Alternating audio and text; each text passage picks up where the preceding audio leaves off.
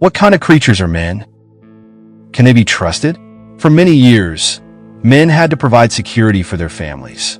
They had to fight to obtain food and proper shelter, to ultimately provide peace for their wives and children. They would defend anything that threatened their family's security with all their might and were willing to give their lives to protect their families.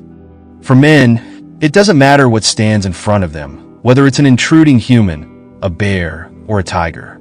They are ready to sacrifice their lives for their families, and this is of utmost importance to them. They have no expectations from their wives and children, and simply respect is enough for them. Men are symbols of strength and generosity, and at the same time, symbols of self-sacrifice. They seek peace and loyalty from their wives, respect from their children, and companionship from their friends. Men are not complicated beings. However, just as men have an impact on life, women also have a significant influence. The control of a household's peace is in the hands of the woman.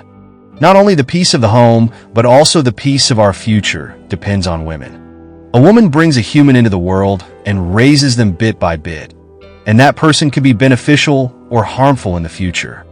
This is a crucial task in traditional life. With abundant emotions and a pure heart, a woman can be a kind and wise mother who continues the human race, and the man can provide financial security and peace for her. Modern life is destroying this system, causing the task of child-rearing to be undervalued, and women may not find it sufficient, seeking the soulless and emotionless work market instead. You might consider this view old-fashioned and traditional, but this is the reality of the natural law and the internal system of men and women. Men's brains are structured in a networked and compartmentalized way, which makes them single-minded. When they are at work, they cannot think about home, and vice versa.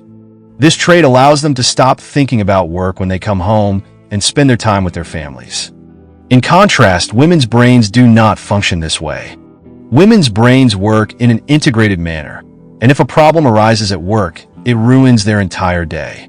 When they come home, this discomfort is reflected in their interactions with other family members. Over time, the feminine emotions of a woman are worn away under the heavy pressure of work. Of course, despite the existing challenges, sometimes a man and a woman decide to work together. However, when their child is in childhood or adolescence, the absence of the mother at home or in daycare can cause long-term harm to the child. What do you think? Is traditional life possible in the modern era?